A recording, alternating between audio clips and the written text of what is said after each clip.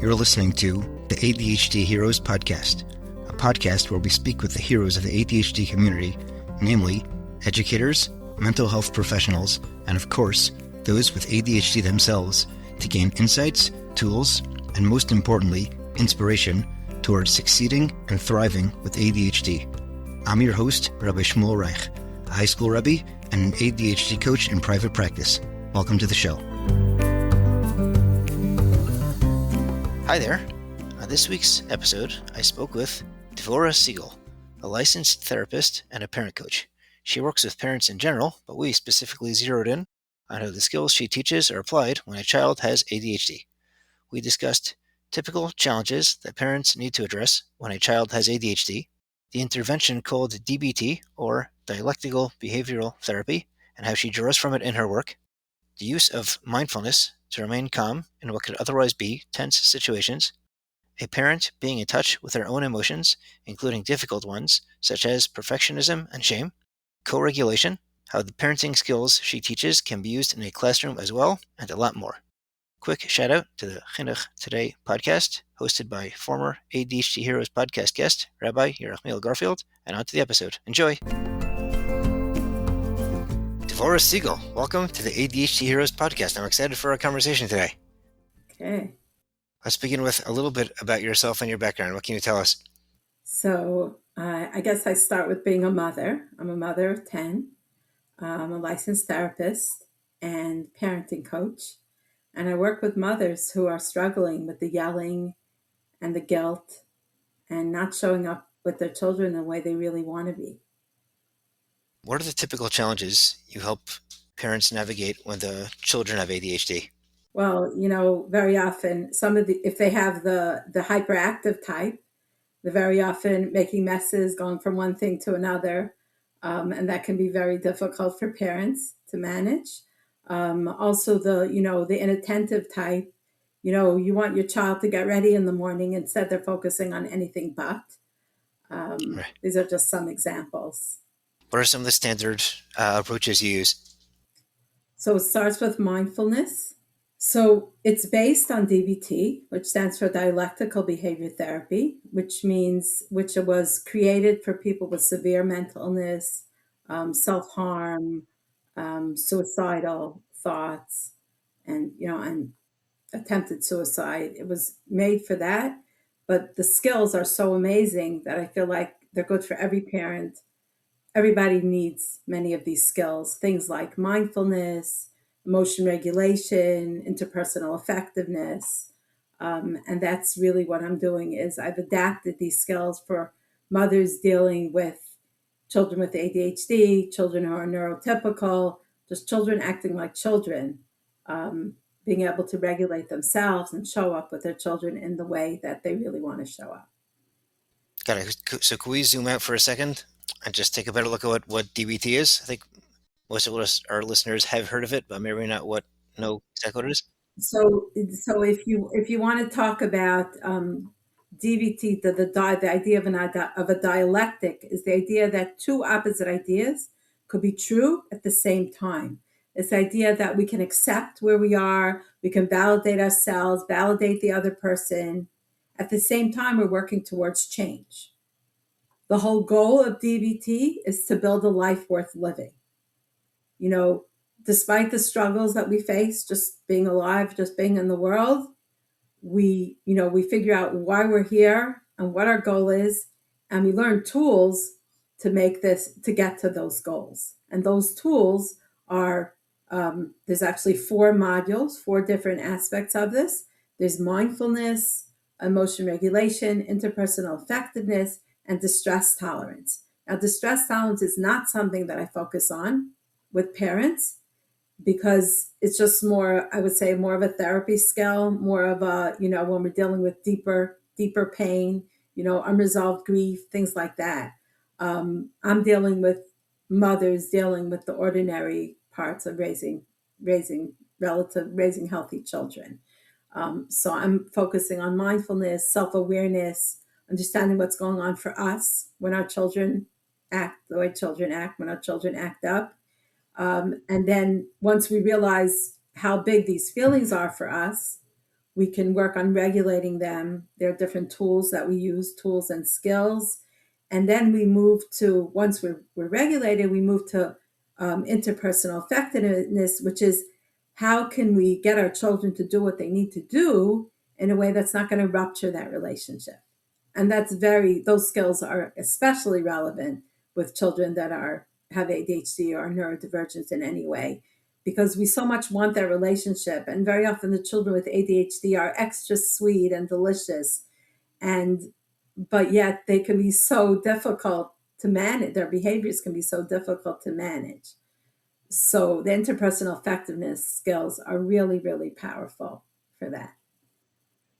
Got it. So if we took a look at, let's say, maybe a typical scenario with a kid who's they're just not doing their homework, and mom says, "Do the homework."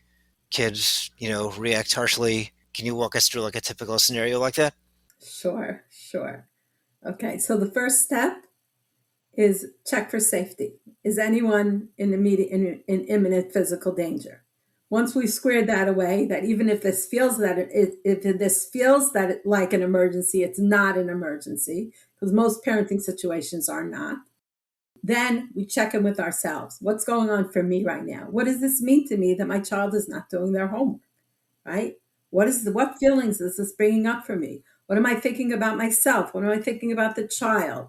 What am I thinking about the future? Because we tend as mothers to go into this spiral of, he's not going to do his homework, and then he's not going to pass it. He's not going to be successful in life. I'm never going to find him a wife, right? We go into these spirals. So the first step is to kind of stop the spiral. Take a deep breath, check in with ourselves. Is there something, do we have any vulnerabilities? Is there anything that we need to do to take care of ourselves? Have we had a drink recently? Are we running on empty? Like, sometimes just taking care of ourselves for a moment. The homework can wait. We just have to show up as the best person possible for that child. So that's the first step. And we talk about using our five senses. Maybe there's a kind of lotion that you like. You like the smell, you like the feel on your hands. So these are all things that we can do to lower the temperature. So the first step, as I said, is awareness, being aware of what's going on inside, what we're thinking, what we're feeling, what we're experiencing. And then if that feels really big, we could do something to take care of ourselves. That's the emotion regulation piece. And then the next step is the interpersonal effectiveness. And that's where we deal directly with the child. And that's probably the crux of what you want me to answer here. I want to hear part two also, for sure. Okay, so part two is, there's one important skill. It's called give. Now, what's also cool about DBT is there's all these mnemonics, all these, these words to help us remember the skills in the moment. So one skill that I teach parents is called give, which stands for gentle, interested, validating, and easy manner. It's hard to do, especially when we're dealing with a child who's intense, who has ADHD, who's really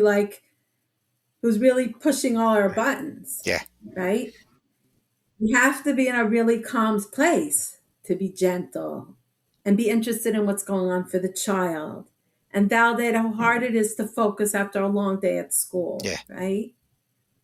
Then there's the easy manner, just to be a little chilled about it, to be friendly, to, one skill is, say the opposite of what you mean. Oh, yeah, and you wish you could never do homework again in your whole life, right? Just be chilled, friendly with the kid. So these are all skills. Again, each of these is a skill in itself, the gentle, the interested. How do you show a child you're interested in, and what's going on for them, and how do you validate, and what does validation mean? And again, the easy manner, which is, some of us aren't so good at that. So there's so much, and that's just one skill. At the end of that story, when does the kid do their homework, and when do you give them the bad news that they're still doing their homework, even though you feel bad for them and even though they're not in the mood? Right, exactly. So there's many ways to do that, right? Yeah. In other words, if you were a parent, let's say, if you were a parent and you were coming to me, maybe we would role play, figure out what's going to work for that particular child. And then we'll go and try it and see, did that work? Did that not work? Did that work partially? Did they do half their homework? When it comes with children with ADHD, I find sometimes, telling them, okay, I'm turning on a timer. We're going to do homework. I'm going to sit with you while you do homework for Right. 1 minute. And sometimes they'll get into it and then they'll be able to do it. I find timers are very good because of the lack of time, awareness of time. They think that the homework takes forever. Meanwhile, it takes literally Right. 5 minutes. So that's sometimes helpful. And your proximity, sitting with them, and you yourself not getting distracted, just really focusing. This way they know they can turn to you if they need help with it. So those would be ways that I would try to intervene. But I feel like the first step and what I'm teaching mothers is to be aware of what's going on for you so that you can be present with the child in those difficult moments, in those challenging times. Got it. What's another skill you use? And can we walk it through the mornings? Okay, she'll do the mornings. Okay, so tell me what's going on. So you be the mom and you tell me what's going on. Okay, so let's picture the scene. You ask them to get up. It is taking forever. Eventually, they roll out of bed, but everything, first of all, doing the things takes forever, and second, sidetracked before they do any of the things you want them to do. They get lost somewhere along the way. So they go to the bathroom, and then you don't know what's happening. They finally come out. They're supposed to put on their clothing. They get lost in some game that's sitting there. They're picking up a book, or they're like looking at their snacks. You're like, oh my gosh, can we get to school? Yeah, so I'm describing more of the inattentive type, like you mentioned before. So what's a skill you would use for a situation like that? So the first skill is, of course, I'm going to always say mindfulness, self-awareness, what's going on for you around that Right, as a mother. If you're starting to feel overwhelmed, maybe you need to eat breakfast before you deal with the child. So again, the first step is always taking care of the mother. I should say the second step after you check for safety. I'm going to keep repeating about safety. Okay. Then, and then, sometimes we have to take a step back and see what other systems we need to implement. This idea of timers, this idea of a reward for getting downstairs at a certain time. How old is this child that we're talking about? this is a fabrication. So let's look at a teenager and let's look at a little kid. Let's look at a teenager and let's look at an 8-year-old. Okay, so an 8-year-old. I happen to have a 9-year-old right now. Oh wow, okay, So that's why I was smiling when you saying I was kind of picturing my 9-year-old, okay, dilly dallying, opening a book when he's supposed to be getting dressed. So totally typical behavior for a 9-year-old. right. Not as much for a teen, right? In other words, when we're dealing with the teen, we might need different skills, different approach. It's more getting him out of the But bed in we're the first dealing with place. a A no. teenager, yeah. Well, A teenager, it's more getting him out of bed in the first place, right? I oh think, yeah, yeah, that's another yeah, yeah. story. Okay, So yeah, so again, but the 9-year-old is generally awake. You hope, right, or once he's awake, but then he keeps getting distracted. So the first thing is take care of us. The second step is not take care of, notice, be aware what's going on, right? right, And if we can't regulate ourselves, we have to use skills to regulate ourselves because we can't expect to regulate the child or to help the child focus or do whatever he needs to do if we can't do what we need to do as adults. right, If we're losing it, how's the child supposed to not lose it or not let themselves get distracted when it's so easy and so pleasant for them? So we really have to model. right. That's the first step. The second step is, what have you tried, right? I would ask the mother, what have you tried? So what is the mother going to tell me, right? What do you think the Right. mother has tried? Probably. I tried nudging them a lot. That's usually standard. Maybe some sort Mm-hmm. of warning, like, oh, if we don't go, the bus is going to leave without us. Come, come, come.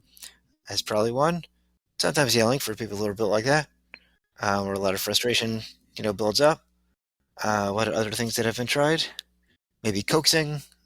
I think those are probably the things that people tend to try before they've been given, interventions that appreciate their kids' wiring a little better. Am I getting that right? Right. So what did anything, is there any piece here that worked, that you felt really worked and that you felt good about? Usually not. I mean, this is all hypothetical, but usually not. No, no, no. What do you think In other words, if you could be if you could be in a state of being grounded and feeling good and having had a drink and had your breakfast, what do you think might work for this child? Probably some kind of incentive they like, but without a parent with a weak understanding of ADHD might not know how to implement that effectively. Am I getting that right? Ah, yeah, no, that's true. That's true. So yeah, so there's the carrot and the stick. Right, The question is, what's going to work for your child?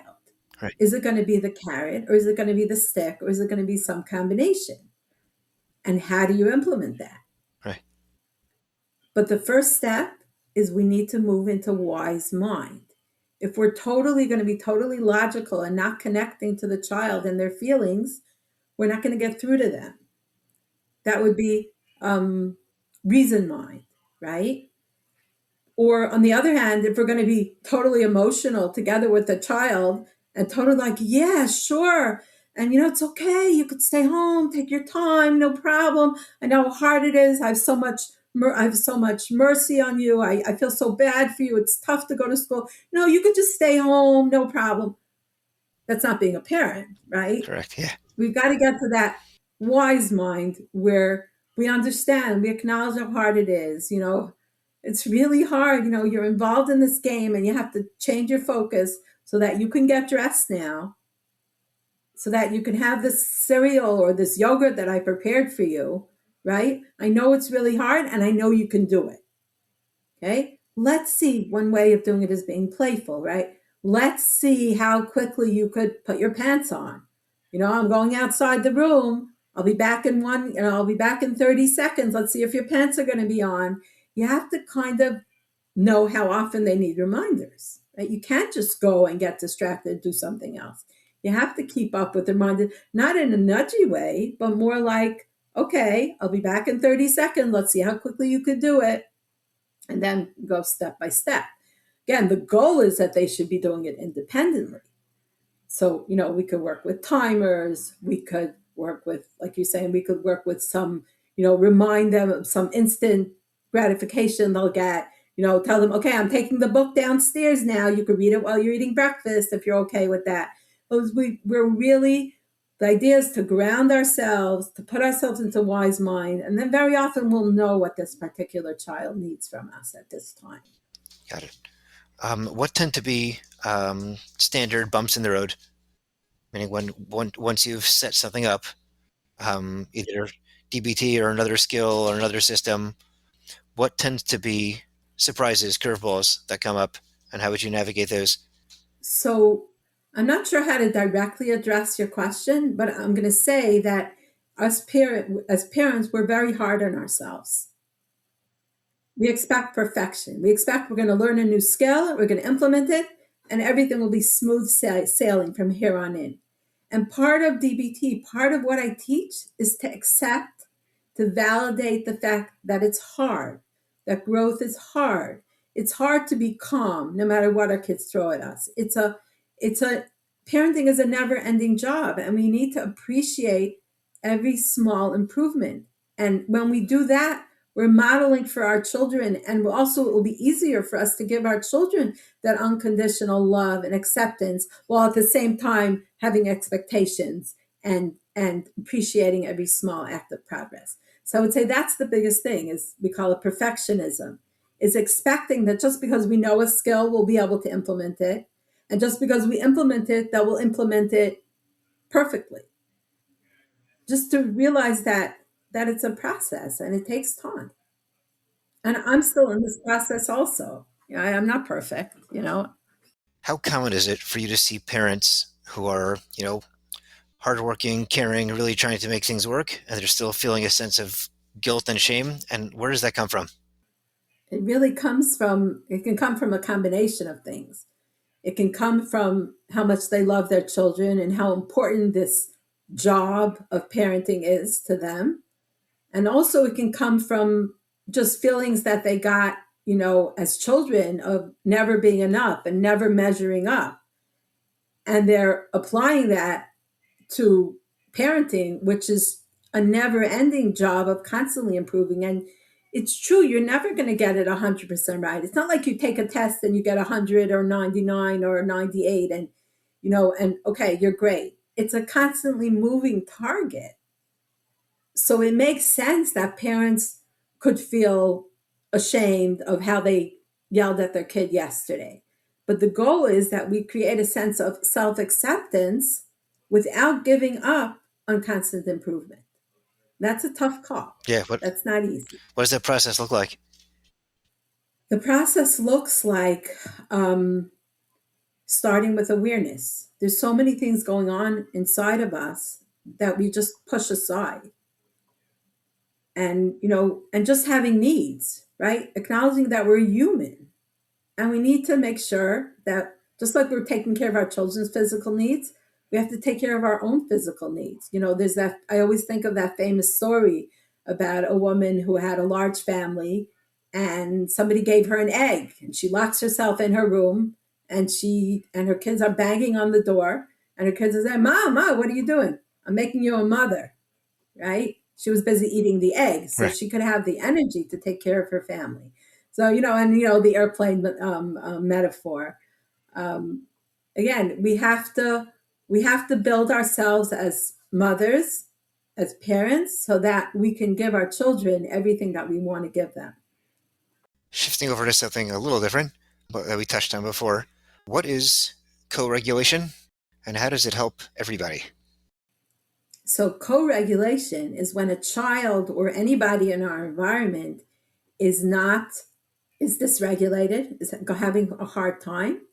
If we can calm ourselves down, if we have tools to lower the temperature of our emotions, and we look at the child and we're with the child, very often the child can mirror that. We have that in our psyche. There's something called we are people we are as humans, we're meant to be in a relationship, right? It starts from birth, right? And we have these mirror neurons that we pick up other people's moods. So just like other people can pick up moods, I should say they're picking up our mood, right? They're picking up our mood. They're picking up our mode. To me, that's what co-regulation means. Got it. Is there something a parent needs to do consciously to make that happen? Because I imagine there are times that the parent does calm themselves down and the kid is still screaming and doing their thing. I think the idea is to get the child's attention, right? Right. If the child completely is not able at that moment to pay attention, it's going to take longer. But even if the parent for some reason cannot get the child's attention, just the parent calming themselves will have an effect. It may take longer. But ideally, we get the child's attention and their system will be more open to it, to the best of my knowledge. Does there need to be a verbal communication of what's happening, or will the child see the parent, breathing slower, I guess visibly calming down? Can that help a child just to see that, or does the parent need to instruct in some way? I would say it depends on the age of the child, but I think it's more about the feeling that we're giving over with the words. I don't know if it's specifically the words. Got it. I don't believe it's specifically the words because we're trying to key into their subconscious, into the feeling part of them. So that's not about words. It could be about touch sometimes, if that's relevant, if that feels good, that feels right. Somebody's just a light tap on the shoulder could settle the child, especially if we're calm, if we're exuding that calm. Right. Moving a little backwards, you mentioned DBT before and DBT skills. What would be the distinction between the two? DBT is the overarching modality, Right. right? And the skills are the ideas and the skills and the things that we do that are included under the general title of DBT.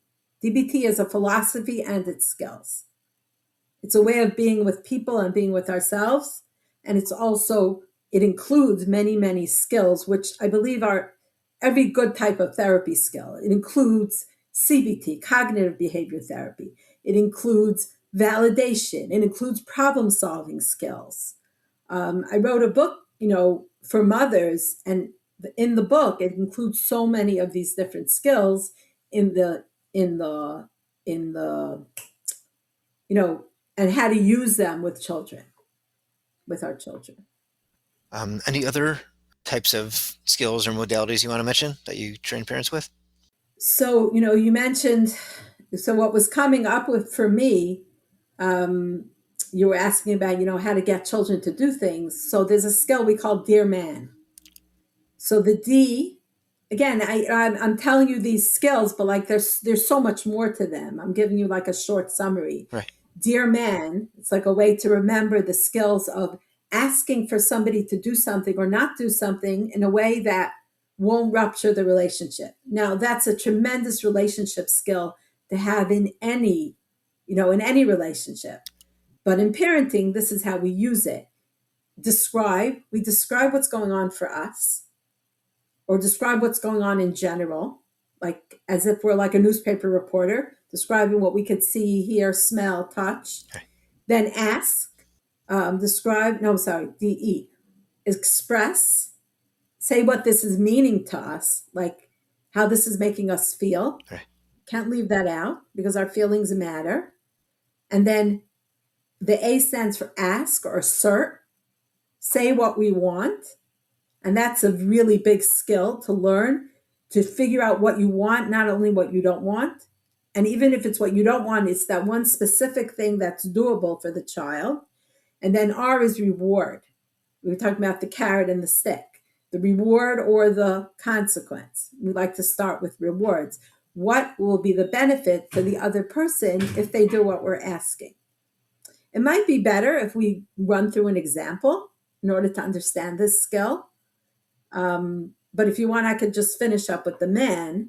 The M stands for mindful, to sort of keep our eye on the ball and not to get distracted by things the other person is throwing at us. Oh, but you said, oh, but the other person. No, you keep our eye on the ball of what we're trying to accomplish. And then the A stands for act confident. Now, that's sometimes hard for mothers. We have to act like they're going to listen, like we mean what we say. And then the N stands for negotiate. So the Dear Man skill is meant to be used on things that are a little bit negotiable. Not, are you going to go to school today or not? It's, I need the backpacks to go in I need you to do homework. I'd like you to do homework right when you come home from school. So that could be open for negotiation. So be prepared that the child might have an alternative idea. So maybe he'll offer to do his homework right after supper. Again, we go back and forth. But yeah, but then it has to be without me reminding you, right? There could be some back and forth. So that's I would say that's a really important and really amazing skill to have, to be able to ask our children to do things without having to yell or force, or it's just adult respectful communication. Right. I imagine with those sort of things, sometimes they work and sometimes they don't. What's like a normal hurdle to have in that method, and how can it be addressed?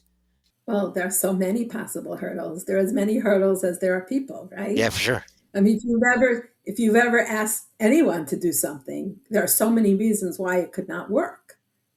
But you have a better chance of it working and keeping that relationship when we use these skills. No, the biggest risk is not using the skills and not having good relationship with our children as they grow up. Right. But are there like Whether they do or they don't do what we're asking is not really the risk here, at least not the way I see it. are there like common common challenges that come up that like you have almost plan B, waiting to be used in the wings for this sort of thing, or is every case too unique? Every case is very unique, and there are other skills. There's a skill of problem solving, pros and cons. Sometimes there's something deeper going on. Sometimes the child really just needs help. Right. Tell me more. What's the skill of problem solving? So, if we're consistently having a problem with the child waking up in the morning, right? Right. We tell them we want them to set their alarm, but they're still not hearing it. So what's going on there? Maybe they need to go to sleep earlier. Sometimes we can't solve the problem in the moment because there's something behind the problem that really needs our energy and our focus. Right. What was the other one you mentioned? Pros and cons. What's that method? Pros and cons is really is a way for, again, there's many different ways to use that skill of pros and cons, but what's coming up for me right now is the idea, when a child doesn't seem motivated to do what we're asking, so we can sit down. What's the pro of going to school every day, and what would be the cons of not going to school every day? We can have pros and cons for now, and pros and cons for the future. It's just a way to sort of, in an organized way, to have a discussion about what's important to me and what's important to the other person. Right. Can that be done on younger kids? Yeah, obviously in an appropriate way, Right. in an age-appropriate way. Oh, and what would happen if mommy would have to stay home and watch you because you couldn't go because you're not going to school, right? Right. And we can talk about that. Oh, no Shabbos party, no, Right. whatever it is, for the child's, on the child's level. Right. Got it.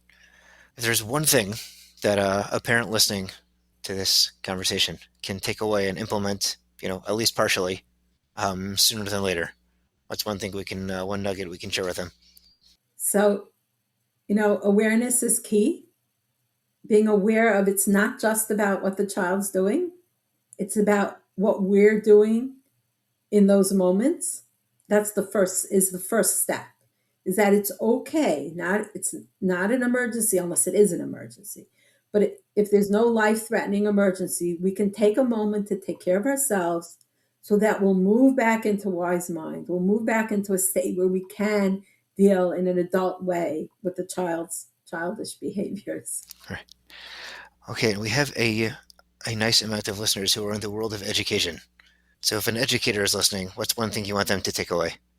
So this applies in the classroom just as much as in the home. Children can push our buttons, right? Especially the child with ADHD, who you just want to shake him. He's a bright kid. Why isn't he paying attention? Why isn't he finding his pen and his paper? And we have to check in with ourselves. What does this mean for me? And when we, as educators, can move into wise mind, again, most of us are in wise mind most of the time, but there's certain children and certain situations that put us out of that.